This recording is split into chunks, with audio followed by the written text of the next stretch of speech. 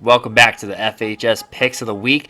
This is week number 6, and we're going to go ahead and start off with our first game. With our first game, I have Green Bay over Chicago minus 4.5 points. So they got to win by 5 points or more for us to beat the spread. I feel very confident about that. We are recording on Thursday.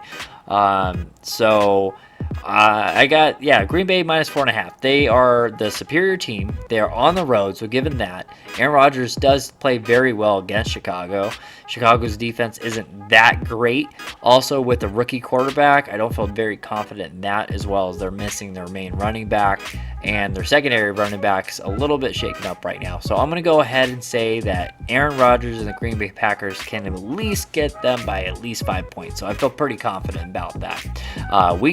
Game number 2, I have the Texans at the Colts. I have them. The Texans winning by, or at least losing by, less than 10 points. I feel very confident about that because both teams aren't very good. Texans may be the worst team in the league, but the Colts aren't really that good. They have a couple of good pieces around them.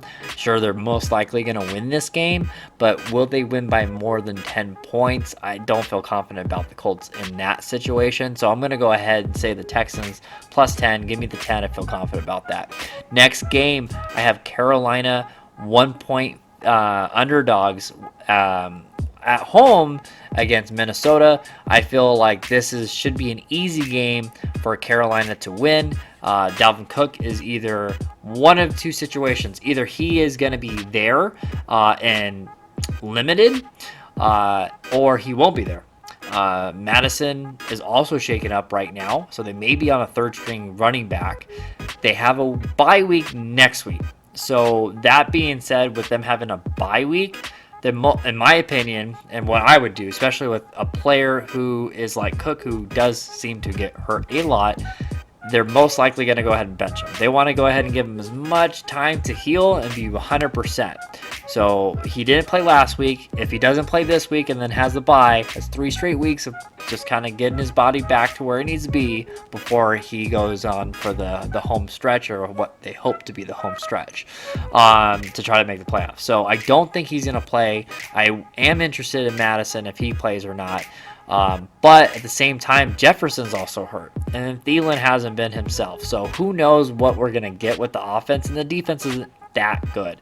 Carolina's defense is pretty solid, and Darnold seems to be a decent quarterback. I mean, he's looking like a Michael Vick 2.0, white boy Michael Vick, but I don't think he'll be that good.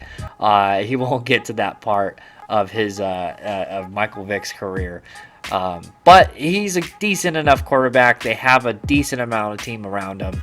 I think he'll be good enough for them to at least win by, to win the game in general. And it's like a pick'em game. So by 1 point, I'm going to go ahead and take Carolina, and they're also at home. Pittsburgh and Seattle.